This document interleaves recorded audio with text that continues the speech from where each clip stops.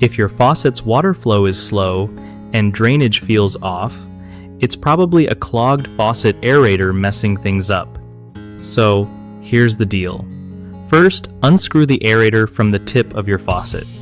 It usually just twists off by hand, but if it's stuck, use a cloth and pliers to avoid scratching. Next, check out the screen inside.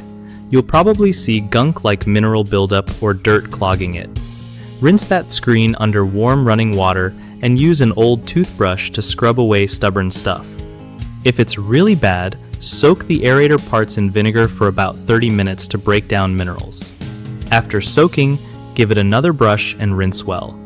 Then, pop everything back together and screw it back onto your faucet. Turn the water on and see if it's flowing better now. Doing this every few months keeps your faucet running smooth without calling a plumber. One of the biggest mistakes people make with faucet aerators is ignoring buildup until water barely trickles out, which can lead to more serious plumbing problems later. Another is using harsh chemicals to clean the aerator, which can damage the parts. Vinegar is way safer and effective. Lastly, some folks forget to check if the aerator parts are damaged or worn out. If they're cracked or misshapen, even a clean aerator won't fix slow flow, so replacing it might be needed.